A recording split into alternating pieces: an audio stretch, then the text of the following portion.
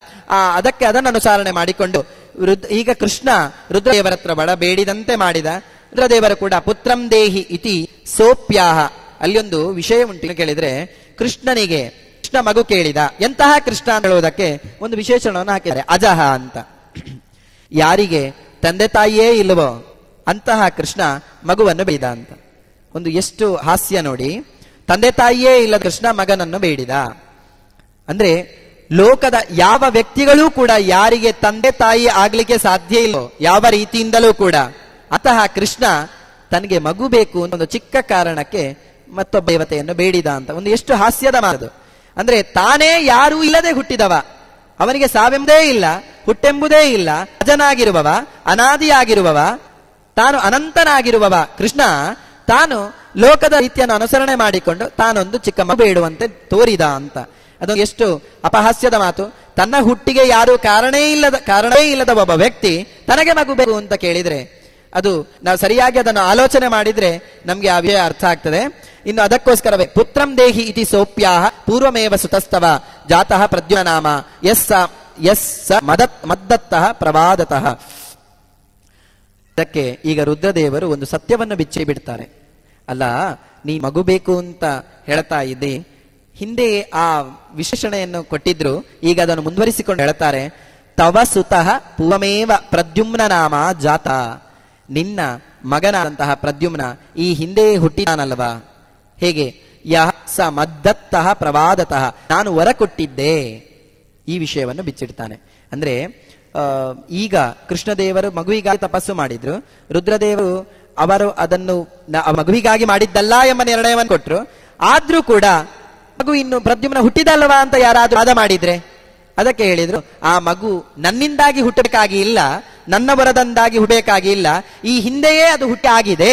ಅದು ಯಾವಾಗ ಅಂತ ಹೇಳ್ತಾರೆ, ಪುರಾದಗ್ಧ ಮಯಾ ಕಾಮಃ ತದಾ ಅಯಾಚತ ಮಾಂ ರತಿಹಿ ದೇಹಿ ಕಾಂತಂ ಮಮ ಇತ್ಯೇವ ತದಾತಾಂ ಅಹಂ ಅಬ್ರವಂ. ಪುರಾದಗ್ಧ, ಹಿಂದೆ ರುದ್ರ ಅಂದ್ರೆ ಅವನೇ ಹಿಂದೆ ಮನ್ಮಥನನ್ನು ಸುಡಿದ್ದ.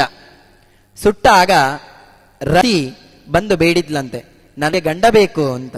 ಯಾಕಂದ್ರೆ ಅನಂಗನಾದ ಮನ್ಮಥ, ಅನಂಗ ಅಂದ್ರೆ ಅಂಗ ಇಲ್ಲದವನಾದ, ಅವನು ಹಿಡ್ಕೊಂಡು ಏನು ಮಾಡಬೇಕು ಅಂತ ಹೇಳಿ ರತಿ ಕೇಳಿದ್ಲಂತೆ, ನನಗೆ ಗಂಡ ಬೇಕು ಅಂತ. ಅದಕ್ಕೆ ಇವನು ಹೇಳಿದ್ದ, ಉತ್ಪತ್ಸ್ಯತೆ ವಾಸುದೇವಾತ್ ಯದಾ ತಂ ಪತಿಮಾಪ್ಸ್ಯಸಿ. ಮುಂದಕ್ಕೆ ಕೃಷ್ಣದೇವನಿಂದ ಪ್ರದ್ಯುಮ್ನಾಗಿ ಬರ್ತಾನೆ ಮನ್ಮಥ, ಪ್ರದ್ಯುಮ್ನಾಗಿ ತಾನು ಜನ್ಮವನ್ನು ತಳ್ತಾನೆ, ಆಗ ನೀನು ಅವನನ್ನು ಹೊಂದಬಹುದು, ನಿನ್ನ ಗಂಡನು ಹೊಂದಬಹುದು ಅಂತ ವರ ಕೊಟ್ಟಿರ್ತಾನೆ. ರುದ್ರದೇವನೇ ವರ ಕೊಟ್ಟಿರ್ತಾನೆ. ಇತ್ಯತಃ ಅಸೌ ಮಯಾದತಃ ಇವ ದೇವ ತ್ವದಾಜ್ಞಯ. ಆದ್ರಿಂದ ಆ ರೀತಿಯಾಗಿ ಯಾವ ಕಾರಣದಿಂದ ನಾನು ರತಿಗೆ ವರವನ್ನು ಕೊಟ್ಟಿದ್ನೋ ಅದಕ್ಕೋಸ್ಕರ ಇಲ್ಲಿಯೂ ಕೂಡ ನನ್ನಿಂದ ಕೊಡಲ್ಪಟ್ಟವ ಎಂಬ ಕೀರ್ತಿಯೂ ಕೂಡ ಉಳಿಬೇಕು. ಯಾಕಂದ್ರೆ ತಾನು ರಕ್ಷಣೆ ಮಾತ್ರ ಅಲ್ಲ, ತನ್ನ ಮಗನ ರಕ್ಷಣೆಯನ್ನು ಮಾಡಿಕೊಳ್ಳಬೇಕು. ಇದು ಕರ್ತವ್ಯ, ತಂದೆಯಾದವನ ಕರ್ತವ್ಯ ಇದು. ಅಂದ್ರೆ ಈಗ ರುದ್ರದೇವರು ಒಂದು ಸಂಕಟದಲ್ಲಿ ಬಿದ್ದಿದ್ದಾರೆ. ಏನು? ಹಿಂದೆ ರತಿದೇವಿ ತಾನು ಮನ್ಮಥನನ್ನು ಸುಡುವಾಗ ನನಗೆ ಗಂಡ ಬೇಕು ಅಂತ ಹೇಳುವಾಗ ಮುಂದಕ್ಕೆ ಕೃಷ್ಣನಲ್ಲಿ ಅವತಾರ ತಾನು ಜನ್ಮವನ್ನು ತಾಳುತ್ತಾನೆ ಪ್ರದ್ಯುಮ್ನಾಗಿ ಅಂತ ಹೇಳಿದ್ದ. ಆ ಮಾತನ್ನು ಕೂಡ ಉಳಿಬೇಕಾಗಿದೆ. ಅದು ಹೇಗೆ ಉಳಿಸಬೇಕಾಗಿದೆ? ರುದ್ರದೇವನಿಂದಲೇ ಹುಟ್ಟಿದ ಒಂದು ರೀತಿಯಲ್ಲಿ ಅಂತ ಹೇಳಬೇಕಾಗಿದೆ. ಅದಕ್ಕೋಸ್ಕರವೂ ಕೂಡ ಈ ರೀತಿಯಾಗಿ ಮಯಾದತ್ತಃ ಇವ ತ್ವದಾಜ್ಞಯ, ನಿನ್ನ ಅಪ್ಪಣೆಯಿಂದ ಅಂತ ಹೇಳ್ತಾನೆ. ದಾಸೋಸ್ಮಿತ ದೇವೇಶ ಪಾಹಿ ಮಾಂ ಶರಣಾಗತಂ ಇತ್ಯುಕ್ತ ಅಭಿಪ್ರಣಂ ಏನಂ ಪುನರಾಹ ಸುರಾನ್ನರ. ದಾಸೋಸ್ಮಿ, ನಿನ್ನ ಸೇವಕನು ನಾನಾಗಿದ್ದೇನೆ, ಶರಣಾಗತನಾದ ನನ್ನನ್ನು ರಕ್ಷಣೆ ಮಾಡು ಅಂತ ಹೇಳಿ ನಮಸ್ಕಾರವನ್ನು ಮಾಡಿ ಪುನೊಮ್ಮೆ ದೇವತೆಗಳನ್ನು ಕುರಿತು ಹೇಳ್ತಾನಂತೆ. ಯದರ್ಥಂ ಏಷ ಆಯಾರಃ ಕೇಶವಃ ಶೃಣುತ ಮರಾಹ ಯಹ ಅಸುರಃ ವಕ್ರಾಮ ಆಸೀತ್ ಅವಧ್ಯ ಬ್ರಹ್ಮಣೋವರಾತ್ ತದಾ ಜಾತಾತ್ ವಾಸುದೇವ ಪುತ್ರಾತ್ ಕಾಮಾದ್ರೇ ಕ್ವಚಿತ್. ಹಿಂದಿನ ಕಥೆಯನ್ನು ಹೇಳ್ತಾನೆ. ಅಲ್ಲ ಕೃಷ್ಣ ಹಾಗಾದ್ರೆ ಬಂದದ್ದಾದ್ರೂ ಯಾಕೆ ಇಲ್ಲಿಗೆ? ಈಗ ಈ ಒಂದು ಕೇವಲ ಒಂದು ನಾಟಕಕ್ಕೋಸ್ಕರ ಅಂತ ಅಲ್ಲ. ದೇವರುಗಳು ಆಗಲಿ ದೇವರಾಗಲಿ ಭೂಮಿಗೆ ಇಳಿಬೇಕಾದ್ರೆ ತುಂಬಾ ಕಾರಣಗಳು ಇಟ್ಟುಕೊಂಡು ಆತ ಇಳಿಯಾನಂತೆ, ಒಂದೊಂದು ಕಾರಣ ಅಲ್ಲ. ಇಲ್ಲಿ ಈಗ ಕೃಷ್ಣ ಇಲ್ಲಿಗೆ ಬಂದದ್ದಾದ್ರೂ ಯಾಕೆ ಅಂತ ಕೇಳಿದ್ರೆ ಅದಕ್ಕೆ ಹೇಳ್ತಾರೆ, ಅದಕ್ಕೂ ಕೂಡ ಕಾರಣ ಉಂಟು ಕೃಷ್ಣ ಇಲ್ಲಿಗೆ ಬರ್ಲಿಕ್ಕೆ. ಇದನ್ನೊಂದು ನೆಪ ಮಾಡಿದ ಅಷ್ಟೇ. ನಿಜವಾಗಿಯೂ ಕೃಷ್ಣ ಬಂದದ್ದು ಯಾಕೆ ಅಂತ ಕೇಳಿದ್ರೆ, ಇಲ್ಲಿ ವಕ್ರ ಅಂತ ಒಬ್ಬ ರಾಕ್ಷಸ ಇದ್ದಾನೆ. ಅವನು ಬ್ರಹ್ಮ ವರಾತ್ ಅವಧ್ಯ, ಬ್ರಹ್ಮದೇವರ, ಚತುರ್ಮುಖ ಬ್ರಹ್ಮದೇವರ ವರದಿಂದ ಯಾರಿಂದಲೂ ಕೂಡ ಕೊಲ್ಲಿಕ್ಕೆ ಸಾಧ್ಯ ಇಲ್ಲ. ಆಗ ಬ್ರಹ್ಮದೇವರು ಹೇಳಿದ್ರಂತೆ, ನೋಡಪ್ಪ, ಯಾರಿಂದಲೂ ಕೊಲ್ಲಿಕ್ಕೆ ಸಾಧ್ಯ ಇಲ್ಲ ಎಂಬ ವರವನ್ನು ನನಗೆ ಕೊಡ್ಲಿಕ್ಕೆ ಸಾಧ್ಯ ಇಲ್ಲ, ಅದೇ ಯಾವುದಾದ್ರೂ ಬೇರೆ ರೀತಿಯಲ್ಲಿ ಕೇಳು ಅಂತ. ಅದಕ್ಕೆ ಅವನು ಆಲೋಚನೆ ಮಾಡಿದ ಅಂತೆ. ಈಗ ಮನ್ಮಥ ಸುಟ್ಟು ಹೋಗಿಯಾಗಿದೆ, ಇನ್ನು ಮನ್ಮಥ ಹುಟ್ಟಿ ಬರ್ಲಿಕ್ಕಿಲ್ಲ. ಅದಕ್ಕೋಸ್ಕರ ಏನು ಒಂದು ತಮಾಷೆಗಾಗಿ ಕೇಳಿದ ಅಂತೆ, ಕೃಷ್ಣನಿಂದ ಹುಟ್ಟಿ ಬರುವ ಮನ್ಮಥನಿಂದ ನನಗೆ ಸಾವು ಬರಲಿ ಅಂತ. ಕೃಷ್ಣನಿಂದ ಹುಟ್ಟಿ ಬಂದ ಮನ್ಮಥನಿಂದ ನನಗೆ ಸಾವು ಬರಲಿ, ಬೇರೆ ಯಾರಿಂದಲೂ ಬೇಡ ಅಂತ. ಅವನಿಗೆ ಒಂದು ನಿರ್ಣಯ ಇತ್ತು, ಇವನು ನಾರಾಯಣ ಅಂತೂ ಇನ್ನು ಹೋಗ್ಲಿಕ್ಕಿಲ್ಲ, ಕೆಳಗೆ ಹೋದ್ರೂ ಕೂಡ ಮನ್ಮಥ ಅಂತೂ ಹುಟ್ಟಿ ಬರ್ಲಿಕ್ಕಿಲ್ಲ, ಯಾಕಂದ್ರೆ ಅವನು ಸತ್ತ ಆಗಿದೆ ಅಂತ ಆ ರಾಕ್ಷಸನಿಗೆ ಮನಸ್ಸಿನಲ್ಲಿ ಇತ್ತು. ಆ ರೀತಿಯಾಗಿ ಆತ ಬ್ರಹ್ಮದೇವನಲ್ಲಿ ವರಬೇಡಿ ತಮ್ ಹಂತುಮೇವ ಪುತ್ರಂ ಸ್ವಂ ಪ್ರದ್ಯುಮ್ನಂ ಉದರೇರ್ಪ್ಯ ಚ ಆಯಾತಃ ತಂ ಚಾಪಿ ದದಾಹ ಸೋದರಾಚ್ಯುತಂ ನಿಸ್ಸಾರಯಿತ್ವಾ ಕಕ್ಷಂ ದಗ್ಧಂ ಪಶ್ಯತ ದೇವತಾಃ. ತಮ್ ಹಂತುಮೇವ, ಆ ವಕ್ರ ಎಂಬ ಹೆಸರುಳ್ಳ ಬ್ರಹ್ಮನ ವರದಿಂದ ಅವಧ್ಯನಾದ ಕೃಷ್ಣನ ಮಗನಾದ ಅಂದ್ರೆ ಮನ್ಮಥನಿಂದ ಹೊರತು ಬೇರೆ ಯಾರಿಂದಲೂ ಕೂಡ ಸಾಯಿಸ್ಲಿಕ್ಕೆ ಸಾಧ್ಯವಿಲ್ಲದಂತಹ ಅವನನ್ನು, ಆ ವಕ್ರನನ್ನು ಕೊಲ್ಲುವುದಕ್ಕೋಸ್ಕರ ಹಿಂದೆಯೇ ಅವನೇನು ಮಾಡಿದ್ದಾನೆ, ಕೃಷ್ಣ ತನ್ನ ಉದರದಲ್ಲಿ ಪ್ರದ್ಯುಮ್ನನನ್ನು ಸೃಷ್ಟಿಸಿ ಅವನನ್ನು ಹೊರಗೆ ತಂದು ಆ ರಾಕ್ಷಸನನ್ನು ಮಾತ್ರ ಅಲ್ಲ, ಅವನು ಇರತಕ್ಕಂತಹ ಕಾಡನ್ನು ಕೂಡ ಸುಟ್ಟು ಹಾಕಿದ್ದಾನೆ. ನೋಡಿ ನೋಡಿ ನೋಡಿ ಅಂತ ಹೇಳುತ್ತಾನೆ ರುದ್ರದೇವ. ಅಲ್ಲೇ ಇತ್ತು ಆ ಕಾಡು, ಆ ಕಾಡನ್ನು ಆ ರಾಕ್ಷಸನ ಸಮೇತವಾಗಿ ಸುಟ್ಟು ಹಾಕಿದ್ದನ್ನು ದೇವತೆಗಳಿಗೆ ಪ್ರತ್ಯಕ್ಷವಾಗಿ ರುದ್ರದೇವರು ತೋರಿಸಿ ಜ್ವಾಲಮಾಲಾ ಕರಾಲೇನ ಸ್ವತೇಜೋ ವರ್ಧಿತೇನ ಚ ಪ್ರದ್ಯುಮ್ನೇನೈವ ತಂ ದೈತ್ಯಂ ದಗ್ಧ್ವಾವನ ಸಮನ್ವಿತಂ. ತಾನು ಜ್ವಾಲಾಮಾಲಾ ಕರಾಳೇನ ಅಂದ್ರೆ ಆ ತನ್ನ ಅಲ್ಲೇ ಬಂದಂತಹ ಬೆಂಕಿಯ ಯಾವ ಸಾಲುಗಳುಂಟು ಅಂತಹ ಭಯಂಕರವಾದಂತಹ ಸ್ವತೇಜೋ ವರ್ಧಿತೇನ ಚ ದೇವ ಅನುಗ್ರಹದಿಂದ ಅತ್ಯಂತ ತೇಜೋವಂತನಾದಂತಹ ಪ್ರದ್ಯುಮ್ನಿಂದಲೇ ಆ ಕಾಡನ್ನು ಆ ರಾಕ್ಷಸನ ಸಮೇತವಾಗಿ ಸುಟ್ಟ ಕೃಷ್ಣ ಸೋದರೇ ಪುತ್ರಂ ಸ್ಥಾಪಯಾಮಾಸ ಕೇಶವ. ಪುನೊಮ್ಮೆ ಯಾವಾಗ ತನ್ನ ಹೊಟ್ಟೆಯಿಂದ ಹೊರಗೆ ತಂದನೋ ಪುನೊಮ್ಮೆ ತಾನು ತನ್ನ ಹೊಟ್ಟೆಗೇ ಹಾಕಿಕೊಂಡ ಅವನನ್ನು. ಆದ್ರಿಂದ ಸದ್ಯೋಗರ್ಭಂ ಪುನಸ್ತಂಚ ರುಗ್ಮಿಣ್ಯಾಂ ಜನಯಿಷ್ಯತಿ ಪೂರ್ವವತ್ ಕ್ಷಣ ಮಾತ್ರೇಣ ಯುವಾಚ ಸ ಭವಿಷ್ಯತಿ. ಆದ್ರಿಂದ ಹಿಂದೆ ಹುಟ್ಟಿ ಆಗಿದೆ ಪ್ರದ್ಯುಮ್ನ, ಈಗ ಹುಟ್ಟೋದಲ್ಲ. ದೇವರ ಅನುಗ್ರಹದಿಂದ ದೇವರ ಹೊಟ್ಟೆಯೊಳಗಿನ ದೇವರೇ ಹಿಂದೆ ಬರೆಸಿದ್ದಾನೆ ಅವನನ್ನು. ತನ್ನ ಅಗಡಿತ ಘಟನಾ ಶಕ್ತಿ ಸಾಮರ್ಥ್ಯದಿಂದ ಅವನು ಕೇವಲ ತನ್ನ ಹೊಟ್ಟೆಯಿಂದ ಹೊರಗೆ ಬರೆಸಿದ್ದು ಮಾತ್ರ ಅಲ್ಲ, ಕಾಡನ್ನು ಆ ರಾಕ್ಷಸನನ್ನು ಕೂಡ ಸಂಹಾರ ಮಾಡಿದ್ದಾನೆ, ಲೋಕ ಉದ್ಧಾರವನ್ನು ಮಾಡಿದ್ದಾನೆ. ಆದ್ರೆ ಈಗಲೂ ಕೂಡ ರುದ್ರದೇವರ ಅನುಗ್ರಹ ಅದು ವಿಫಲ ಆಗಬಾರದು, ವೈಫಲ್ಯವನ್ನು ತಂದುಕೊಡಬಾರದು ಎಂಬ ಕಾರಣಕ್ಕೆ ಪುನಃ ತನ್ನ ಹೊಟ್ಟೆಗೆ ಹಾಕೊಂಡಿದ್ದ ಆ ಮಗನನ್ನು ರುಗ್ಮಿಣ್ಯಾಂ ಜನಯಿಷ್ಯತಿ, ರುಗ್ಮಿಣಿಯಲ್ಲಿ ಪುನೊಮ್ಮೆ ಹುಟ್ಟುವಂತೆ ಮಾಡುತ್ತಾನೆ. ಅಷ್ಟೇ ಅಲ್ಲ, ಯುವಾಚಸ ಭವಿಷ್ಯತಿ, ಪ್ರದ್ಯುಮ್ನ ಹುಟ್ಟುವಾಗ ಚಿಕ್ಕ ಮಗುವಾಗಿ ಹುಟ್ಟಿದ್ದಲ್ಲ, ಯುವಾಚಸ ಭವಿಷ್ಯತಿ, ಹುಟ್ಟುವಾಗಲೇ ಆತ ಯುವಕನಾಗ್ತಾನೆ ಅಂತ. ಕೂಡ್ಲೆ ಯುವಕನಾದ, ತಾನು ಅತ್ಯಂತ ಚಿಕ್ಕ ವಯಸ್ಸಿನಲ್ಲೇ 16 ವರ್ಷದ ಯುವಕನಾದ ಅಂತ ಮಹಾಭಾರತ ಹೇಳುತ್ತದೆ. ಯುವಾಚಸ ಭವಿಷ್ಯತಿ ದೃಷ್ಟಂ ಏತತ್ ನಾರದಾದ್ಯೈಹಿ ಮುನಿಭಿಹಿ ಸರ್ವಮೇಚ. ಅಲ್ಲ, ಇಷ್ಟೆಲ್ಲ ಆಯ್ತಲ್ವಾ, ಆಗಿನ ಕಾಲದ ಮನುಷ್ಯರು, ಮಹಾಭಾರತದ ಕಾಲದ ಯಾರಿಗೆ ಇವೆಲ್ಲ ವಿಷಯಗಳು ಗೊತ್ತಿತ್ತ ಅಂತ ಹೇಳಿದ್ರೆ ಯಾರಿಗೆ ಕಾಣಲಿಲ್ಲ ಈ ವಿಷಯ. ಕಂಡದ್ದು ನಾರದಾದಿ ಮಹರ್ಷಿಗಳಿಗೆ, ಇದ್ದ ದೊಡ್ಡ ದೊಡ್ಡ ಮಹಾತ್ಮರಿಗೆ ಮಾತ್ರ ಕಂಡದ್ದು. ಆದ್ರಿಂದ ಏವಂ ಕ್ರೀಡತ್ಯಯ ದೇವ ಪೂರ್ಣೈಶ್ವರ್ಯೇಣ ಕೇವಲಂ ಇತ್ಯುಕ್ತೆ ಕೇಶವಂ ನೇಮುರು ದೇವಾಹ ಶಕ್ರ ಪುರೋಗಮಾಹ. ರುದ್ರದೇವರು ಹೇಳುತ್ತಾರೆ, ಇದು ಇವನಿಗೆ ವಾಲೆಕ್ಕವೂ ಅಲ್ಲ. ಈ ಕೃಷ್ಣ ಇಂಥದ್ದು ಬೇಕಾಷ್ಟು ಆಟಗಳನ್ನು ಆಡ್ತಾನೆ. ಲೋಕ ಮತ್ತು ಲೀಲಾ ಕೈವಲ್ಯಂ ಅಂತ ಬ್ರಹ್ಮಸೂತ್ರದಲ್ಲಿ ವೇದವ್ಯಾಸರು ಹೇಳಿದ ಹಾಗೆ ಅವನಿಗೆ ಹೇಗೆ ಲೋಕ ಅಂದ್ರೆ ಎಂತ ಕೇಳಿದ್ರೆ ಒಂದು ಚೆಂಡಿನಾಟದಂತೆ ಅಂತ. ಯಾವಾಗ ತನಗೆ ಸೃಷ್ಟಿ ಮಾಡಬೇಕು ಅಂತ ಕಾಣುತ್ತದೆ ಆಗ ಸೃಷ್ಟಿ ಮಾಡಿ ಅನಾದಿಯಾದ ಯೋಗ್ಯತೆಗಳಂತಹ ಜೀವರನ್ನು ಅವರವರಿಗೆ ಸರಿಯಾದ ಯೋಗ್ಯತೆಯನ್ನು ಕೊಟ್ಟು ಈತ ಆಡ್ತಾನೆ. ಅದು ಅವನ ವಶದಲ್ಲೇ ಇರ್ತದೆ ಹೊರತಾಗಿ ಬೇರೆ ಯಾರ ವಶದಲ್ಲೂ ಇರಲಿಕ್ಕೆ ಸಾಧ್ಯ ಇಲ್ಲ. ಒಂದು ಚೆಂಡಿನಾಟದಂತೆ ಅಂತ ಅದನ್ನು ಬ್ರಹ್ಮಸೂತ್ರದಲ್ಲಿಯೂ ಕೂಡ ಹೇಳ್ತಾರೆ. ಆ ರೀತಿಯಾಗಿ ಕೃಷ್ಣ ಪೂರ್ಣೈಶ್ವರ್ಯೇಣ, ಆತನಲ್ಲಿ ಎಲ್ಲಾ ಸಾಮರ್ಥ್ಯ ಇರೋದ್ರಿಂದ ಆತ ಆ ರೀತಿಯಾಗಿ ಆಡುತ್ತಾನೆ. ಈ ರೀತಿಯಾಗಿ ರುದ್ರದೇವರು ಎಲ್ಲಾ ದೇವತೆಗಳಿಗೆ ಹೇಳಿದಾಗ ಶಕ್ರ ಪುರೋಗಮಾಹ ದೇವಾಹ ನೇಮುಹು, ಎಲ್ಲಾ ದೇವತೆಗಳು ಆ ಕೃಷ್ಣನಿಗೆ ಕೇಶವನಿಗೆ ನಮಸ್ಕಾರವನ್ನು ಮಾಡುತ್ತಾರೆ. ಮಾಡಿ ತಥೋ ಹರಿರ್ ಬ್ರಹ್ಮ ಸುರೇಂದ್ರಕ್ಷೈಹಿ ಸುರೈಸ್ತುತಃ ಗರುಡ ಕಂದ ಸಂಸ್ಥಃ ಪುನಃ ಪುನಃ ಪ್ರತಃ ಶಂಕರೇಣ ಸ್ತುತಸ್ತೃತೀಯೇನ್ಹಿ ನಿಜಾಂ ಪ್ರೀಮಗಾತ್. ಈ ರೀತಿಯಾಗಿ ಬ್ರಹ್ಮ, ರುದ್ರ, ಇಂದ್ರ ಎಲ್ಲರೂ ಕೂಡ ಆ ಹರಿಗೆ ನಮಸ್ಕಾರವನ್ನು ಮಾಡ್ತಾರೆ.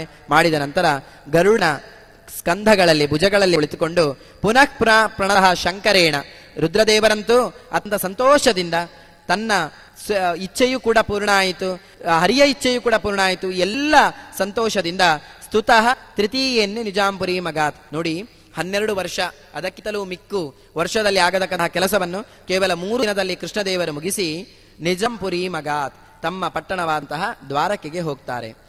ಕೃಷ್ಣೇ ಪ್ರಯಾತೆ ನಿಲಯಂ ಪದ್ವಿಷಃ ರಾತ್ರೌ ಪೌಂಡ್ರೋ ವಾಸುದೇವ ಸಮಾಗಾತ್ ಸಹೈಕಲವ್ಯೇನ ನಿಜೇನ ಮಾತುಃ ಪಿತ್ರ ತಥಾ ಅಕ್ಷೋಹಿಣಿಕತ್ರಯೇಣ. ಯಾವಾಗ ಕೃಷ್ಣ ದ್ವಾರಕೆಯನ್ನು ಬಿಟ್ಟು ಹೋದ್ನೋ ಆಗ ಇನ್ನೊಬ್ಬ ಇದ್ದಂತೆ, ಒಬ್ಬ ರಾಕ್ಷಸ. ಹೀಗೆ ಅವನ ಹೆಸರು ಪೌಂಡ್ರ ಅಂತ, ಪೌಂಡ್ರ ಅಥವಾ ಪೌಂಡ್ರಕ ಅಂತ. ಆ ಪೌಂಡ್ರಕ ಯಾರು ಅಂತ ಕೇಳಿದ್ರೆ ವಸುದೇವನ ಹೆಂಡತಿ ಸುತನು ಅಂತ. ಆ ಸುತನು ಕಾಶಿರಾಜನ ಮಗಳು. ಕಾಶಿರಾಜನ ಮಗಳನ್ನು ತಾನು ಕನ್ಯಾಶುಲ್ಕದಿಂದಾಗಿ ವಸುದೇವ ಮದುವೆ ಮಾಡಿಕೊಂಡಿದ್ದ. ಮದುವೆ ಮಾಡಿಕೊಂಡು ಅವಳಲ್ಲಿ ಪೌಂಡ್ರಕ ಅಂತ ಒಬ್ಬ ಮಗನನ್ನು ಹುಟ್ಟಿದ್ದ. ಅವನು ಅಲ್ಲಿ ಉತ್ತರದಲ್ಲೇ ಇದ್ದ, ಇಲ್ಲಿಗೆ ಬರಲಿಲ್ಲ. ಅಂದ್ರೆ ಇವರ ರಾಜ್ಯಕ್ಕೆ ಮತ್ತೆ ಆ ವಸುದೇವ ಹೋಗಲಿಲ್ಲ. ಆ ಒಂದು ಕೋಪಕ್ಕೋಸ್ಕರ ಆ ಪೌಂಡ್ರಕ ಏನು ಮಾಡಿದ, ಕೃಷ್ಣನ ಮೇಲೆ ಹಗೆ ಸಾಧಿಸ್ಲಿಕ್ಕೆ ಪ್ರಾರಂಭ ಮಾಡಿದ. ಕೃಷ್ಣನ ಮೇಲೆ ಅಂದ್ರೆ ಈ ನನ್ನ ಮರೆಯುವಿಕೆಗೆ, ವಿಸ್ಮರಣೆಗೆ, ತಂದೆಯ ಮರೆಯುವಿಕೆಗೆ ಕಾರಣ ಆ ಮಗ ಕೃಷ್ಣ. ಅಂದ್ರೆ ಅವನು ಹುಟ್ಟಿದ್ರಿಂದ ನನ್ನ ನೆನಪೇ ಈಗ ಅವನಿಗೆ ಆಗ್ತಾ ಇಲ್ಲ. ಆ ರೀತಿಯಾಗಿ ಅವನು ತಿಳ್ಕೊಂಡು ಏನಾದ್ರೂ ಇದಕ್ಕೆ ಮಾಡಬೇಕು ಅಂತ ಹೇಳಿ ತಾನು ದ್ವಾರಕೆಗೆ ಆಕ್ರಮಣ ಮಾಡಿದ. ರಾತ್ರೌ ಸಮಾಗಾತ್, ಆಕ್ರಮಣ ಮಾಡಿದ. ಕೇವಲ ಒಬ್ಬನೇ ಬರಲಿಲ್ಲ, ಸಹ ಏಕಲವ್ಯೇನ. ಏಕಲವ್ಯ ಅಂತ ನಾವು ಕೇಳಿದ್ದೇವೆ, ನಿಷಾದ ಒಬ್ಬ ಬೇಡ. ಅವನು ತನ್ನ ದ್ರೋಣಾಚಾರ್ಯರಿಗೆ ತನ್ನ ಬೆರಳನ್ನೊಟ್ಟ ಗುರುದಕ್ಷಿಣೆ ಅಂತ ಹೇಳಿ ಪಾಠಗಳೆಲ್ಲ ಈಗ ಅವನ ಗುರುಭಕ್ತಿಯ ಬಗ್ಗೆ ಬರ್ತದೆ. ಆದರೆ ನಿಜವಾಗಿ ಮಹಾಭಾರತದಲ್ಲಿ ಏಕಲವ್ಯ ಉತ್ತಮ ಪಾತ್ರನಲ್ಲ, ಒಬ್ಬ ಅಧಮ ಪಾತ್ರ ಏಕಲವ್ಯ. ಅಂದ್ರೆ ಪೌಂಡ್ರಕ ವಾಸುದೇವನಿಗೆ ಅವನ ಒಂದು ಇಂತಹ ಕುಕೃತ್ಯಕ್ಕೆ, ಇನ್ನು ಮುಂದಕ್ಕೆ ಹೇಳ್ತಾರೆ ಅದು ಏನು ಕುಕೃತ್ಯ ಅಂತ, ಅದಕ್ಕೆ ಬೆಂಬಲ ಕೊಟ್ಟವ ಏಕಲವ್ಯ. ಅವನೊಟ್ಟಿಗೆ ಏಕಲವ್ಯ ಇದ್ದ. ಏಕಲವ್ಯ ಮಾತ್ರ ಅಲ್ಲ, ಮತ್ತೊಬ್ಬ ಇದ್ದ. ಯಾರು ಹೇಳಿದ್ರೆ ಅಜ್ಜ ಕಾಶಿರಾಜ, ವಸುದೇವನ ಮಾವ, ಇವನು ಕೂಡ ಇದ್ದಂತೆ. ಸಹ ಏಕಲವ್ಯೇನ ನಿಜೇ ಮಾತುಃ ಪಿತ್ರ ಮಾತುಃ ಪಿತಾ ತಥಾ ಅಕ್ಷೋಹಿಣಿಕತ್ರಯೇಣ. 3 ಅಕ್ಷೋಹಿಣಿ ಸೈನ್ಯ, ಒಟ್ಟು 5 ಅಂತ ಮಹಾಭಾರತ ಹೇಳ್ತದೆ. 2 ಅಜ್ಜನದ್ದು, 3 ಮೊಮ್ಮಗನದ್ದು. ಅಂದ್ರೆ 2 ಕಾಶಿರಾಜನದ್ದು, 3 ಈ ಪೌಂಡ್ರಕನದ್ದು. ಈ ರೀತಿಯಾಗಿ 5 ಅಕ್ಷೋಹಿಣಿ ಸೈನ್ಯ ಇತ್ತು. ಪುರೀಂ ಪ್ರಭಂಜನ್ನಂ ಅಮುಂ ವಿದಿತ್ವ ಸಾಮ ಶೈನೇಯ ಯದು ಪ್ರವೀರಾಹ ಸಂಯೋಧಯಾಮಾಸುಃ ಅಥ ಅಭ್ಯವರ್ಷಚ್ಚರೈಃ ನಿಷಾದ ಅಧಿಪಃ ಏಕಲವ್ಯ. ಅವರು ಎಲ್ಲರೂ ಕೂಡ ದ್ವಾರಕೆಗೆ ಆಕ್ರಮಣವನ್ನು ಮಾಡಿದ್ರು. ಆಕ್ರಮಣವನ್ನು ಮಾಡಿದಾಗ ಅಲ್ಲಿ ಸರಾಮ ಶೈನೇಯ ಯದು ಪ್ರವೀರಾಹ, ಸರಾಮ ಅಂದ್ರೆ ಬಲರಾಮ, ಶೈನೇಯ ಅಂದ್ರೆ ಶಿನೀಯ ಮೊಮ್ಮಗ ಅಂದ್ರೆ ಸಾತ್ಯಕಿ ಶೈನೇಯ, ಯದು ಪ್ರವೀರಾಹ ಯದು ವಂಶದ ಶ್ರೇಷ್ಠ ರಾಜರುಗಳೆಲ್ಲರೂ ಕೂಡ ಯುದ್ಧ ಮಾಡ್ಲಿಕ್ಕೆ ಅಂದ್ರು. ಆಗ ಏಕಲವ್ಯ ತಾನು ಬಾಣಗಳ ಮಳೆಯನ್ನು ಸುರಿಸಿದ. ಶಸ್ತ್ರಶಸ್ತ್ರೈಹಿ ಸಹಸಾ ವಿಷಣ್ಣ ಯದು ಪ್ರವೀರಾಹ ವ್ಯಹತ ಪ್ರದೀಪಾಹ ಸಹೈವ ರಾಮೇಣ ಶಿನೇಶ್ಚ ನಪ್ರ ಸಮಾವಿಶನ್ ಸ್ವಾಂ ಪುರಮೇವ ಸರ್ವೇ ತದಸ್ತ್ರಶಸ್ತ್ರೈಹಿ. ಆ ರೀತಿಯಾಗಿ ಏಕಲವ್ಯ ಯಾವಾಗ ಒಂದೇ ಸಮನೆ ಅಸ್ತ್ರಶಸ್ತ್ರಗಳನ್ನು ಬಿಡ್ತಾ ಇದ್ದಾನೋ ಆಗ ಯದು ಪ್ರವೀರಾಹ ವ್ಯಹತ ಪ್ರದೀಪಾಹ, ಯದು ಪ್ರವೀರರು ವಿಹತ ಪ್ರದೀಪಾಹ, ತಾವು ಹಿಡ್ಕೊಂಡಿದ್ದಂತಹ ಯಾವುದೆಂದು ಅದಕ್ಕೆ ವಿಹತ ಪ್ರದೀಪ ಎಂಬುದಕ್ಕೆ ದೀವಟಿಗೆ ಅಂತ ವ್ಯಾಖ್ಯಾನಕಾರರು ಅದರಲ್ಲಿ ಬರೀತಾರೆ. ಅಂದ್ರೆ ದೀವಟಿಗೆ ಅಂದ್ರೆ ನಾವು ಈಗ ಕೊಳ್ಳಿ ಇದೆಲ್ಲ ಏನು ಹೇಳುತ್ತೇವೆ, ಅದನ್ನೆಲ್ಲ ಹಿಡ್ಕೊಂಡು ಬಂದು ಯುದ್ಧ ಮಾಡ್ತಾ ಇದ್ರಂತೆ. ರಾತ್ರಿಯ ಹೊತ್ತು ಆದದ್ರಿಂದ ಅದು ಹಿಡ್ಕೊಂಡು ಯುದ್ಧ ಮಾಡ್ತಾ ಇದ್ರಂತೆ. 2 ರೀತಿಯ ಅಭಿಪ್ರಾಯಗಳು ಇದಕ್ಕೆ ಬರೀತಾರೆ. ಲಕ್ಷಾಲಂಕಾರದಲ್ಲಿ ವಾದಿರಾಜರು ಈ ಮಾತನ್ನು ಹೇಳ್ತಾರೆ. ಏನು ಹೇಳಿದ್ರೆ, ಇಲ್ಲಿ ಅವರು ಹಿಡ್ಕೊಂಡಂತಹ ಆ ದೀಪ ಅದನ್ನು ಅವರೇ ನಿಲ್ಲಿಸಿದ್ರು. ಯಾಕಂದ್ರೆ ಅವರ ಯುದ್ಧ ಇದು ಅಸ್ತ್ರಶಸ್ತ್ರಗಳು ಖಾಲಿಯಾಗಿತ್ತು, ಅದನ್ನು ತರುವುದಕ್ಕೋಸ್ಕರ ಅಂತ. ಅಂತೂ ಇನ್ನೊಂದು ಅಭಿಪ್ರಾಯದ ಪ್ರಕಾರ ಈ ಏಕಲವ್ಯ ಬಿಟ್ಟ ಬಾಣದ ಅಸ್ತ್ರಶಸ್ತ್ರಗಳ ಒಂದು ಏನು ಆ ಸುರಿಮಳೆಗೆ ಆ ದೀಪ ಕೊಚ್ಚಿಕೊಂಡು ಹೋಯಿತು, ದೀಪ ಆರಿ ಹೋಯಿತು. ಆದ್ರಿಂದ ಪುನೊಮ್ಮೆ ದೀಪ ತರಲಿಕ್ಕೋಸ್ಕರ ಇವರು ದ್ವಾರಕೆಗೆ ಹೋದ್ರು ಅಂತ ಕೆಲವರ ಅಭಿಪ್ರಾಯ. ಲಕ್ಷಾಂಕಾರದಲ್ಲಿ ಈ ರೀತಿಯಾಗಿ ತಾವೇ ದೀಪವನ್ನು ನಂದಿಸಿ ಅಸ್ತ್ರಶಸ್ತ್ರಗಳನ್ನು ತರುವುದಕ್ಕೋಸ್ಕರ ಹೋರು ಅಂತ 2 ಅಭಿಪ್ರಾಯಗಳನ್ನು ಕೂಡಿಸ್ಲಿಕ್ಕೆ ಬರದೆ. ಅಂದ್ರೆ ಒಂದು ರೀತಿಯಲ್ಲಿ ತಾವೇ ನಂದಿಸ್ಲಿ ಅಥವಾ ಅದರಿಂದ ನಂದ್ಲಿ, ದೀಪ ನಂದಿತು ಸತ್ಯ, ಅಸ್ತ್ರಶಸ್ತ್ರಗಳನ್ನು ತಂದ್ರೂ ಸತ್ಯ, ಮತ್ತೆ ತಂದ್ರು ಅದನ್ನು ಕೂಡ ಆಚಾರ್ಯರು ತಿಳಿಸ್ತಾರೆ. ಆದ್ರಿಂದ ಅಸ್ತ್ರಶಸ್ತ್ರಗಳನ್ನು ಕೂಡ ಹೋಗಿ ದೀಪವನ್ನು ಅಸ್ತ್ರಶಸ್ತ್ರಗಳನ್ನು ಪುನೊಮ್ಮೆ ಅವರು ಯದುಪ್ರವೀರರು ತಂದು ಮತ್ತು ಉರುದೀಪಿಕಾಹ ಅಂತ ಹೇಳ್ತಾರೆ. ಅದಕ್ಕೆ ಉರುದೀಪಿಕಾಹ ಪುನಃ ಸಮಾದಾಯ ತಚೋರು ದೀಪಿಕಾಹ ಅಗ್ರೇ ಸಾದಾಯ ಚ ರೌಹಿಣೇಯಂ. ಬಲರಾಮನನ್ನು ಎದುರಿಟ್ಟುಕೊಂಡು ವಿನಿಸೃತಾ ಆತ್ತಶಸ್ತ್ರ, ಈ ಅಸ್ತ್ರಶಸ್ತ್ರಗಳನ್ನು ಇಟ್ಟುಕೊಂಡು ಸ್ವಪುರಿಯ ಸಿಂಹಾಯಥಾ ದರ್ಶಿತಾ ಸದ್ಗುಹಾಯ, ಗುಹೆಯಿಂದ ಹೊರಗೆ ಬಂದ ಸಿಂಹಗಳಂತೆ ಗರ್ಜನೆ ಮಾಡುತ್ತಾ ತಾವು ಯುದ್ಧವನ್ನು ಮಾಡಿದ್ರು. ಅಥ ಆಸಸಾದ ಏಕಲವ್ಯಂ ರಥೇನ ರಾಮಃ ಶೈನೇಯಃ ಪೌಂಡ್ರಂ ವಾಸುದೇವಂ ಅಯುಧ್ಯತಾಂ ತೌ ಸಾತ್ಯಕಿಃ ಪೌಂಡ್ರಕಶ್ಚ ತಥಾನ್ಯೋನ್ಯಂ ವಿರಥಂ ಚಕ್ರದುಶ್ಚ. ಈ ಒಂದು ಕಡೆ ಏಕಲವ್ಯ, ಅವನೊಟ್ಟಿಗೆ ಇವನು ಯಾರು ಬಲರಾಮ, ಇನ್ನೊಂದು ಕಡೆ ಸಾತ್ಯಕಿ, ಅವನೊಟ್ಟಿಗೆ ಪೌಂಡ್ರಕ ವಾಸುದೇವ. ಈ ರೀತಿಯಾಗಿ ಯುದ್ಧ ಮಾಡ್ತಾ ಇದ್ರು. ಇಬ್ಬರದ್ದು, ಇತ್ತ ಏಕಲವ್ಯನದ್ದು ಮತ್ತು ಬಲರಾಮನದ್ದು, ಇತ್ತ ಸಾತ್ಯಕಿದ್ದು ಪೌಂಡ್ರಕ ವಾಸುದೇವನದ್ದು, ಇಬ್ಬರದ್ದು ಕೂಡ ರಥಗಳು ಹೋಯಿತು ಅಂತ ಹೇಳ್ತಾರೆ. ವಿರಥಂ, ಅವರದ್ದು ರಥ ಪರಸ್ಪರ ಯುದ್ಧದಿಂದಾಗಿ ರಥ ಮುರಿದಿತ್ತು. ಆದ್ರಿಂದಾಗಿ ತಥೋ ಗದಾಯುದ್ಧಮಭೂತ್, ಇಬ್ಬರಿಗೂ ಕೂಡ ಗದಾಯುದ್ಧ ಆಯ್ತಂತೆ. ತಯೋರ್ದ್ವಯೋ ತಥಾ ರಾಮಚ ಏಕಲವ್ಯಶ್ಚ ವೀರೌ ಕೃತ್ವಾನ್ಯೋನ್ಯಂ ವಿರಥಂ ಗದಾಭ್ಯಾಂ ಅಯುಧ್ಯಾಂ ಜಾತದರ್ಪೌ ಬಲಾಗ್ರ್ಯೌ. ಯಾರು ಗೆಲ್ತಾರೆ ಎಂಬ ಕುತೂಹಲ, ಅಂತಹ ಮಹಾ ಸಾಮರ್ಥ್ಯ ಇದ್ದವರು. ತಸ್ಮಿನ್ ಕಾಲೇ ಕೇಶವೋ ವೈನತೇಯಃ ಆರುಹ್ಯಾಯಾತ್ ಯತ್ರ ತೇ ಯುದ್ಧ ಸಂಸ್ಥಾ ದೃಷ್ಟ್ವಾ ಕೃಷ್ಣಂ ಹರ್ಷ ಸಂಪೂರಿತಾತ್ಮ ರಾಮೋಹನಂ ಚೈಕಲವ್ಯಂ ಸಮೈಚ್ಛತ್. ಇತ್ತ ಕೃಷ್ಣ ಅಲ್ಲಿಂದ ಹೊರಟವ ಬಂದಾಗ ಬಲರಾಮನಿಗೆ ಅತ್ಯಂತ ಸಂತೋಷ ಆಯ್ತಂತೆ. ಸಂತೋಷದಿಂದ ಏನು ಮಾಡಿದ, ಇನ್ನು ಏಕಲವ್ಯನ ಬಿಡಾರ್ದು, ಹಿಡಿದು ನೆಲಕ್ಕೆ ಜಜ್ಜಿ ಆದ್ರೂ ಸಾಯಿಸಬೇಕು ಅಂತ ಹೇಳಿ ಅವನನ್ನು ಓಡಿಕೊಂಡು ಹೋದ. ಉದ್ಯಮ್ಯ ದೌರ್ಭ್ಯಾಂ ಸದಾಂ ಜವೇನ ಏವ ಅಭ್ಯಾಪತದ ರೌಹಿಣೇಯೋ ನಿಷಾದಂ ಬಲಂ ಕೋಪಂ ಚಾಸ್ಯ ದೃಷ್ಟ್ವಾ ಏಕಲವ್ಯ ಪರಾದ್ರವತ್ ಜೀವಿತೇಚ್ಛು ಸುದೂರಂ. ಏಕಲವ್ಯ ಹೆದರಿ ತಾನು ದೂರ ಓಡಿ ಹೋದ ಅಂತೆ. ಓಡಿ ಹೋಗಿ ವಿದ್ರಾವಯನ ರೌಹಿಣೇಯ ಅನ್ವಯಾತ್, ಬಲರಾಮ ಬಿಡ್ಲಿಲ್ಲ, ತಾನೂ ಏಕಲವ್ಯನನ್ನು ಓಡಿಸಿಕೊಂಡು ಹೋದ. ತಮೀತಃ ಅಪತತ್ ಚ ಏಕಲವ್ಯೋ ಅಂಬುಧೌ ತಾನು ಸಮುದ್ರದಲ್ಲಿ ಏಕಲವ್ಯ ಬಿದ್ದ ಕ್ಷಣ ವಿಲಾಂತಂ ತಂ ದ್ರಾವಯಿತ್ವ, ಸಮುದ್ರದ ದಡ ತನಕ ಅವನನ್ನು ಓಡಿಸಿಕೊಂಡು ಹೋಗಿ ತಸ್ತ ರಾಮ ಗದಾಪಾಣಿ ಅಧೀನ ಸತ್ವ, ತಾನು ಒಂಚೂರು ಕೂಡ ಬಳಲಿದವನಾಗದೆ ಹಿಂದೆ ಬಂದು ಸುಪಾಪ ಅಸೌ ಏಕಲವ್ಯ ಸುಭೀತಃ ರಮಮ್ಮತ್ವ ಏವ ಅನುಯಾತಂ ಪುನಶ್ಚ.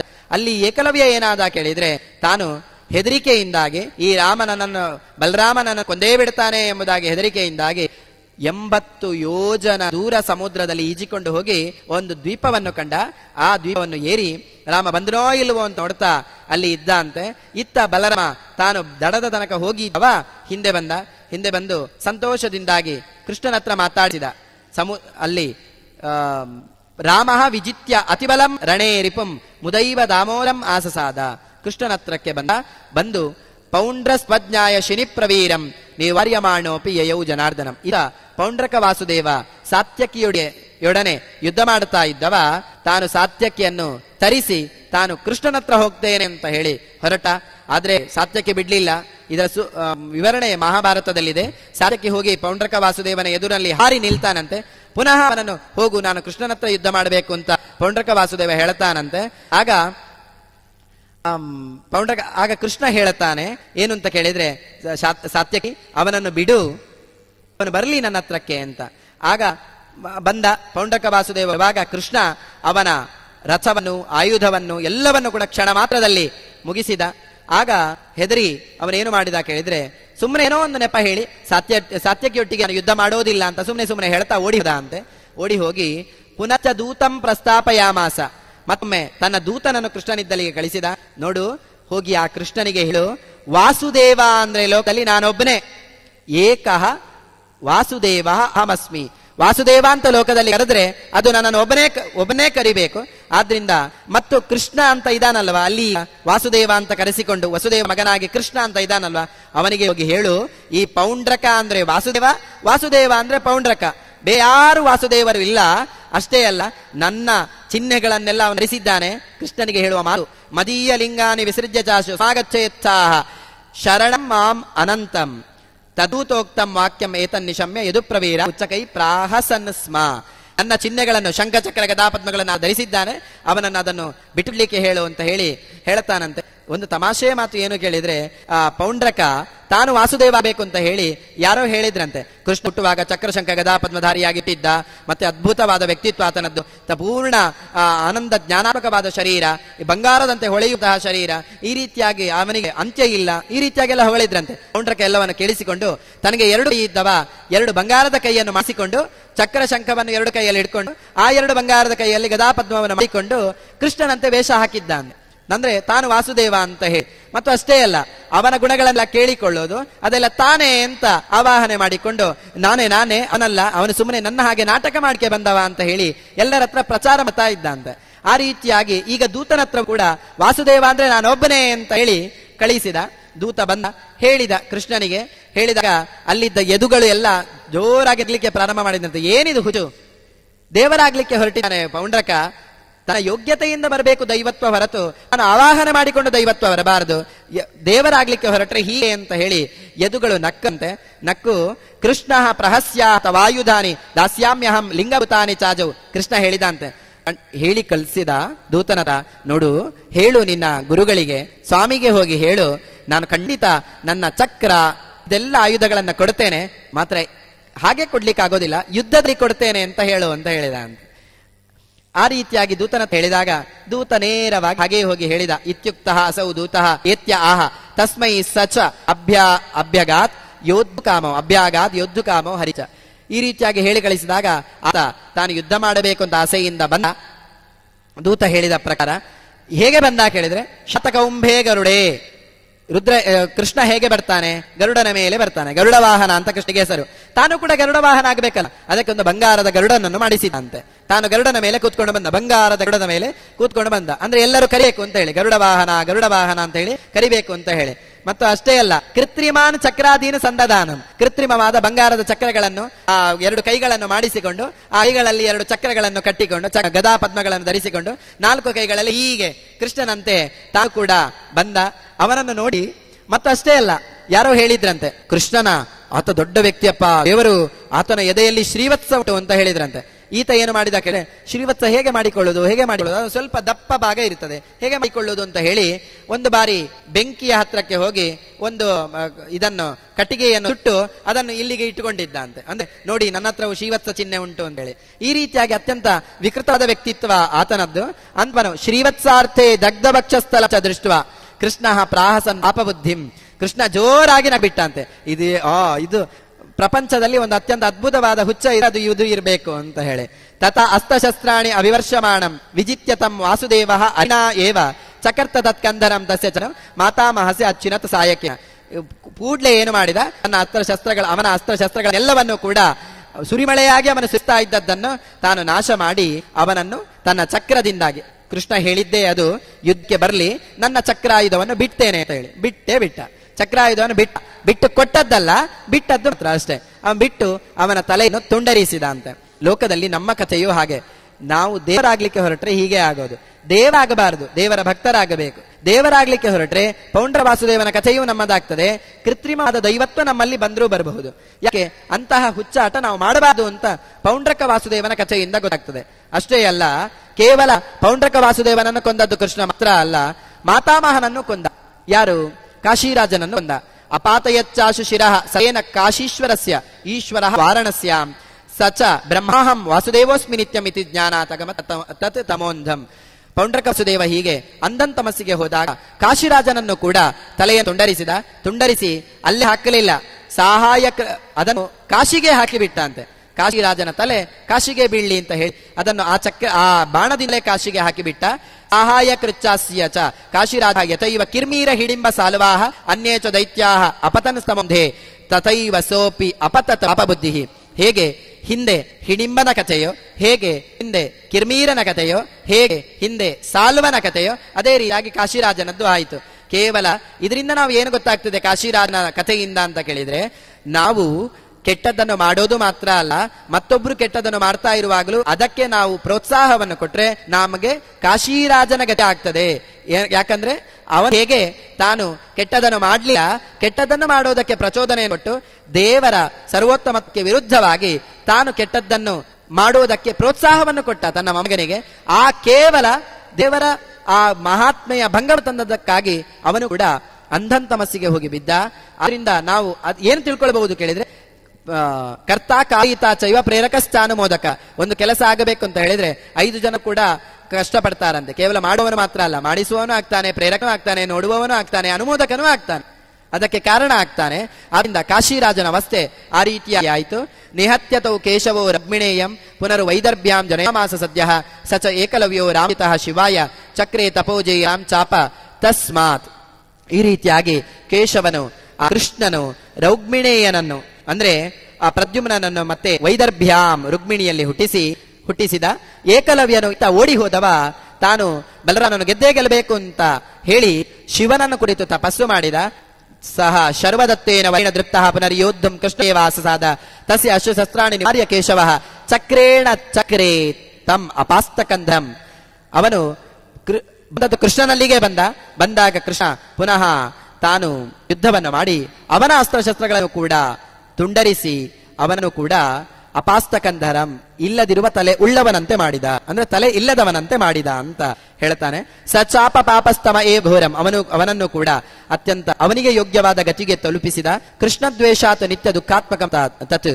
ಯಾಕೆ ನಿತ್ಯ ದುಃಖಾತ್ಮಕ ಅಂಧಂತಮಸ್ಸು ಕೇಳಿದ್ರೆ, ಕೃಷ್ಣ ದ್ವೇಷಾತ್ ದೇವರ ದ್ವೇಷ ಅಂದ್ರೆ ಸಾಮಾನ್ಯವಾಗಿ ವಿರುದ್ಧವಾಗಿ ಇದ್ದ ವಿಷಯವನ್ನು ವಿರುದ್ಧವಾಗಿ ನಾವು ಹೋದ್ರೆ ಆಗ ಆ ರೀತಿಯಾಗಿ ಆಗ್ತದೆ. ಏವಂ ಯದೂನಾಂ ಋಷಭೇಣ ಸೂದಿತೆ ಪೌಂಡ್ರೆ ತಚಾ ಕಾಶಿನೃಪೇ ಚಾಪೆ ಕಾಶೀಶ ಪುತ್ರಸ್ತು ಸುದಕ್ಷಿಣಾಯ ತಪೋಚರ ಶಂಕರಾಯೋರುತ್ಯ. ಇದರಿಂದ ಕೋಪಗೊಂಡಂತಹ ಕಾಶಿರಾಜನ ಮಗಾದಂತಹ ಸುದಕ್ಷಿಣ ಅವನ ಕೋಪಗೊಂಡು ಪ್ರತ್ಯಕ್ಷಗಂ ತಂ ಶಿವ ಪಾಪಬುದ್ಧಿ ಕೃಷ್ಣಾಭಾವಂ ಯಾಚತೆ ದುಷ್ಟಜೇತ ಕೃತ್ಯಾಮಸ್ಮೈ ದಕ್ಷಿಣಾಗ್ನೌ ಶಿವೋಯ್ ದೈತ್ಯಾವೇಶಾತ್ ಅದದಾತ್ ಆವೃತಾತ್ಮ. ಒಂದು ಶಿವನನ್ನು ಕುರಿತು ವರಬೇಡಿ ಶಿವ ಪ್ರತ್ಯಕ್ಷನಾದ. ನೀನು ಏನು ಮಾಡು ಕೇಳಿದ್ರೆ ಅಭಿಚಾರವನ್ನು ಮಾಡು ಕೃಷ್ಣನಿಗೆ, ಆಗ ದಕ್ಷಿಣಾಗ್ನಿಯಲ್ಲಿ ಆಚಾರವನ್ನು ಮಾಡು, ನಿನ್ಗೆ ಒಳ್ಳೇದಾಗ್ತದೆ ಅಂತ ಹೇಳ್ತಾನೆ. ಹೇಳಿದಾಗ ಅವನು ದಕ್ಷಿಣಾಗ್ನಿ ಸ ದಕ್ಷಿಣಾಗ್ನಿಶ್ಚಾಶುರಾವೇಶಯುಕ್ತ ಸಂಪೂಜಿತ ಕಾಶಿರಾಜಾತ್ಮಜನ ವರಾದುಮೇಶಸ್ಯ ವಿವೃದ್ಧ ಶಕ್ತಿ ಯಯೌ ಕೃಷ್ಣೋ ಯತ್ರ ಸಂಪೂರ್ಣ ಶಕ್ತಿ. ದಕ್ಷಿಣಾಗ್ನಿಯಲ್ಲಿ ಆಭಿಚಾರವನ್ನು ಮಾಡಿದಾಗ ಆ ಮಾಡಿದಂತಹ ಕೃತ್ಯ ಅದು ಅಲ್ಲಿಗೆ ಹೋಯಿತು ಕೃಷ್ಣನಲ್ಲಿಗೆ. ಕೃಷ್ಣಸ್ತಸ್ಯ ಪ್ರತಿಘಾತಾರ್ಥ ಉಗ್ರಂ ಸಮಾಧಿಜ ಚಕ್ರಂ ಅನಂತವೀರ್ಯ ಜಾಜ್ವಲ್ಯಮಾನಂ ತನ್ಮೋಘವೀರ್ಯಂ ವ್ಯದ್ರಾವಯತು ವನ್ಯಮಿಂ ಸುದೂರಂ. ಯಾವಾಗ ದಾಕ್ಷಿಣಾಗ್ನಿ ನಿತ್ಯದ ರೂಪದಲ್ಲಿ ಕೃಷ್ಣನ ಬಳಿಗೆ ಹೋಯಿತೋ, ಕೃಷ್ಣ ತನ್ನ ಸುದರ್ಶನ ಚಕ್ರಕ್ಕೆ ಆಜ್ಞೆ ಮಾಡಿದ, ಹೋಗಿ ಸಂಹರಿಸಿ ಬಾ ಅಂತ ಹೇಳಿ. ಆ ಚಕ್ರ ಆ ದಾಕ್ಷಿಣಾಗ್ನಿ ಓಡಿಸಿಕೊಂಡು ಹೋಯಿತು. ಹೋಗಿ ಕೃತಾತ್ಮಕ ವನ್ನಿರಸೌ ಪ್ರಧಾನವನ್ನೇ ಪುತ್ರ. ಇದು ಯಾರು? ಆ ದಕ್ಷಿಣಾಗ್ನಿ ಯಾರು ಕೇಳಿದ್ರೆ ಪ್ರಧಾನ ಅಗ್ನಿಯ ಮಗ. ಚಕ್ರ ವಿದ್ರಾವಿತೋಥ. ಚಕ್ರ ಏನು ಮಾಡಿತು ಕೇಳಿದ್ರೆ ಓಡಿಸಿಕೊಂಡು ಹೋಯಿತು. ಹೋಗಿ ಸಹಾನುಬಂಧಂ ಚ ಸುದಕ್ಷಿಣಂ ತಂ ಭಸ್ಮೀಕಾರಾಶಿಸ ಪುತ್ರ ಭಾರ್ಯಂ. ಕೂಡ್ಲೆ ಆ ಸುದಕ್ಷಿಣನನ್ನು ತನ್ನ ಬಂಧು ಪುತ್ರ ಕಲತ್ರ ಮಿತ್ರ ಇವರೆಂದ ಎಲ್ಲರೂ ಕೂಡಿದಂತೆ ಅವರೆಲ್ಲರನ್ನು ಕೂಡ ಪುರಿಯ ಸಹಿತವಾಗಿ ಅಂದ್ರೆ ಅವನ ಊರಿನ ಸಹಿತವಾಗಿ ಅವನನ್ನು ಸುಟ್ಟುಬಿಟ್ಟಿತು. ಸುಟ್ಟು ದಗ್ಧ್ವಾಪುರೀಂ ವಾರಣಸೀಂ ಸುದರ್ಶನ ಪುನಃ ಪಾರ್ಶ್ವಂ ವಾಸುದೇವಸ್ಯ ಚಾಗಾತ್. ಈ ರೀತಿಯಾಗಿ ಆ ಸುದರ್ಶನ ಚಕ್ರ ಅವೆಲ್ಲರನ್ನು ಕೂಡ ಸುಟ್ಟು ಬಿಟ್ಟು ಸುದಕ್ಷಿಣ ಅಸೌ ತಮ ಏವ ಜಗ್ಮಿಮಾನ್. ಸುದಕ್ಷಿಣ ಅಂಧಂತಮಸಿಗೆ ತಾನು ಕೂಡ ಹೋದ. ಹೇಗೆ? ಕೃಷ್ಣದ್ವೇಷಾತ್ ಸಾನುಬಂಧ ಸುಪಾಪ. ಕೇವಲ ಅವನು ಮಾತ್ರ ಹೋದದ್ದಲ್ಲ, ಅವನ ಯಾರು ಬಂಧುಗಳಿದ್ರು ಅಂದ್ರೆ ಅವನಿಗೆ ಯಾರು ಪ್ರೋತ್ಸಾಹವನ್ನು ಕೊಡ್ತಾ ಇದ್ರು ಕೃಷ್ಣನ ದ್ವೇಷಕ್ಕೆ ಅವರು, ಹಾಗೂ ಅವನ ಇತರ ಕಾರ್ಯಗಳಿಗೆ ಪ್ರೋತ್ಸಾಹವನ್ನು ಬೆಂಬಲವನ್ನು ನೀಡ್ತಾ ಇವರು ಎಲ್ಲರೂ ಕೂಡ ಅಂಧಂತಮಸಿಗೆ ಹೋದ್ರು. ಈ ರೀತಿಯಾಗಿ ಅಂದ್ರೆ ಇದರಿಂದ ಏನು ಗೊತ್ತಾಗ್ತದೆ ಕೇಳಿದ್ರೆ, ಕೇವಲ ಕೃಷ್ಣನಿಗೆ ಮಾತ್ರ ಅಲ್ಲ, ಕೃಷ್ಣ ಭಕ್ತರಾವರಿಗೂ ಕೂಡ ಯಾರಾದ್ರೂ ದುಷ್ಟವಾದ ಬುದ್ಧಿಯನ್ನಿಟ್ಟುಕೊಂಡು ಯಾವುದಾದ್ರೂ ದೇವತೆಯನ್ನು ಉಪಾಸನೆ ಮಾಡಿಕೊಂಡು ಆಭಿಚಾರವನ್ನು ಕೃತ್ಮವನ್ನು ಏನಾದ್ರೂ ಮಾಡಿದ್ರೆ ಅದು ಅವರನ್ನೇ ತಿಂದ ಹಾಕ್ತದೆ ಹೊರತು ಕೃಷ್ಣ ಭಕ್ತರನ್ನು ವಿಷ್ಣು ಭಕ್ತನ್ನು ಯಾವ ಆಭಿಚಾರವೂ ಕೂಡ, ಯಾವ ಕೃತ್ರಿಮವೂ ಕೂಡ, ಯಾವ ಕೆಟ್ಟ ಒಂದು ಪಾರ್ಥವೂ ಕೂಡ ಅವರನ್ನು ಏನು ಮಾಡ್ಲಿಕ್ಕೂ ಕೂಡ ಸಾಧ್ಯ ಇಲ್ಲ ಅಂತ ಸುದಕ್ಷಿಣನ ಕಥೆಯಿಂದ ನಮಗೆ ಆಚಾರ್ಯರು ಈ ಮಹಾಭಾರತದ ಸಾರವನ್ನು ತಮ್ಮ ತಾತ್ಪರ್ಯ ನಿರ್ಣಯ ಗ್ರಂಥದ ಮುಖಾಂತರ, ಅದರಲ್ಲಿ ಮಹಾಭಾರತದಲ್ಲಿ ಓದಿದ್ರೆ ನಮಗೆ ಗೊಂದಲವೇ ಉಂಟಾಗೋದು ಹೊರತು ನಿರ್ಣಯ ಆಗೋದಿಲ್ಲ, ಅದನ್ನು ನಿರ್ಣಯಾತ್ಮಕವಾಗಿ ತಮ್ಮ ತಾತ್ಪರ್ಯ ನಿರ್ಣಯದಲ್ಲಿ ನಮಗೆ ಕೊಟ್ಟು ನಮ್ಮನ್ನು ಉದ್ಧರಿಸುವಲ್ಲಿ ಅತ್ಯಂತ ವಾಯುದೇವರ ಪಾತ್ರವನ್ನು ಅವರು ನಿರ್ವಹಿಸಿದ್ದಾರೆ. ಆದ್ದರಿಂದ ಇಂತಹ ಒಂದು ತಾತ್ಪರ್ಯ ನಿರ್ಣಯವನ್ನು, ಮಹಾಭಾರತ ತಾತ್ಪರ್ಯ ನಿರ್ಣಯವನ್ನು ಕೊಟ್ಟಂತಹ ಆ ವಾಯುದೇವರಿಗೆ ಮೊದಲ ಕೃತಜ್ಞತೆಯನ್ನು ಸಮರ್ಪಿಸ್ತಾ, ತದಂತರ್ಯಾಮಿಯಾದ ಪರಮಾತ್ಮನನ್ನು ಸ್ಮರಿಸ್ತಾ, ನಮಗೆ ಇಲ್ಲಿ ಈ ಪ್ರವಚನ ಕಾರ್ಯವನ್ನು ನಡೆಸಲಿಕ್ಕೆ ಅವಕಾಶ ಮಾಡಿಕೊಟ್ಟಂತಹ ಸೋದೇಶ್ರೀಗಳಿಗೆ ಹಾಗೂ ಆಚಾರ್ಯರಿಗೂ ಕೂಡ ಎಲ್ಲಿಗೂ ಕೂಡ ನಿಮ್ಗೆಲ್ಲರಿಗೂ ಕೂಡ ಶ್ರೋತೃವರ್ಗಕ್ಕೂ ಕೂಡ ನನ್ನ ಅಭಿನಂದನೆಗಳನ್ನು ತಿಳಿಸ್ತಾ ನನ್ನ ಪ್ರವಚನ ಕಾರ್ಯವನ್ನು ಈ ಕ್ಷೇತ್ರದ ಅಧಿದೇವತೆಯಾದಂತಹ ಮುಖ್ಯ ಪ್ರಾಣದೇವರ ಅಂತರ್ಯಾಮಿಯಾದಂತಹ ಅನಂತಾಸನಿಗಿಂತ ಅಭಿನ್ನನಾದಂತಹ ಕೃಷ್ಣದೇವರಿಗೆ ಅರ್ಪಣೆ ಮಾಡ್ತಾ ಇದ್ದೇನೆ. ಶ್ರೀಕೃಷ್ಣಾರ್ಪಣಮಸ್ತು. 5 ದಿವಸಗಳ ಕಾಲ ಆಚಾರ್ಯರು ಶ್ರೀಮನ್ ಮಹಾಭಾರತ ನಿರ್ಣಯದ 22ನೇ ಅಧ್ಯಾಯದ ವಿಷಯವನ್ನ ಬಹು ಸುಂದರವಾಗಿ ಮನಮುಟ್ಟುವಂತೆ ತಿಳಿಸಿಕೊಟ್ಟಿದ್ದಾರೆ. ಅವರು ಇದೇ ರೀತಿಯಾಗಿ ಮತ್ತೆ ಮತ್ತೆ ಈ ಒಂದು ನಮ್ಮ ಆಹ್ವಾನವನ್ನ ಅದಕ್ಕೆ ಮನ್ನಿಸಿ ಆಚಾರ್ಯರು ನಮ್ಮ ಈ ಒಂದು ಕಾರ್ಯಕ್ರಮ ಮತ್ತೆ ಮತ್ತೆ ಒಂದು ಈ ಜ್ಞಾನ ಕಾರ್ಯ ನಡೆಸಿಕೊಡಬೇಕೆಂಬುದಾಗಿ ಕೇಳಿಕೊಳ್ಳುತ್ತಾ ಅವರಿಗೆ ಶ್ರೀಮಠದ ಪರವಾಗಿ ಅನಂತ ಧನ್ಯವಾದಗಳನ್ನು ಹೇಳುತ್ತಾ ಈ ಒಂದು ಧಾರ್ಮಿಕ ಪ್ರವಚನ ಕಾರ್ಯಕ್ರಮಕ್ಕೆ ಬಂದಿರತಕ್ಕಂತಹ ತಮಗೆಲ್ಲರಿಗೂ ಕೂಡ ಧನ್ಯವಾದಗಳನ್ನು ಹೇಳುತ್ತಾ ನಾಳೆಯಿಂದ 3 ದಿವಸ ಕಾಲ ಮಂತ್ರಾಲಯ ಮಠದಿಂದ ನಡೆಯುವಂತಹ ಶ್ರೀಮತ್ ಸಮೀರ ಸಮಯ ಸಂವರ್ಧಿನಿ ಸಭಾ ಕಾರ್ಯಕ್ರಮ ಇಲ್ಲಿ ರಾಜಾಂಗಣದಲ್ಲಿ ನಡೀತಾ ಇದೆ. ಹಾಗಾಗಿ ನಿರಂತರ ಜ್ಞಾನ ಯಜ್ಞ ಪ್ರತ್ಯೇಕವಾಗಿ ಅದು ನಡೆಯೋದಿಲ್ಲ. ಬೆಳಗ್ಗಿಂದ ಸಾಯಂಕಾಲದವರೆಗೂ ಕೂಡ ವಿವಿಧ ವಿದ್ವದ್ಗೋಷ್ಠಿಗಳು ಚರ್ಚಾಕೂಟಗಳು ಈ ಒಂದು ರಾಜಾಂಗಣದಲ್ಲಿ ನಡೆಯಲಿಕ್ಕಿದೆ. ಆ ಒಂದು ಕಾರ್ಯಕ್ರಮದಲ್ಲಿ ತಾವೆಲ್ಲರಿಗೂ ಕೂಡ ಭಾಗಿಗಳಾಗಿ ಅದರ ಉಪಯೋಗವನ್ನು ಪಡೆದುಕೊಳ್ಳಬೇಕೆಂಬುದಾಗಿ ಕೇಳಿಕೊಳ್ಳುತ್ತಾ ಈ ಒಂದು ಧಾರ್ಮಿಕ ಪ್ರವಚನ ಕಾರ್ಯಕ್ರಮಕ್ಕೆ ಮಂಗಲವನ್ನು ಹೇಳ್ತೇವೆ. ಶ್ರೀಕೃಷ್ಣ ಅರ್ಪಣಮಸ್ತು.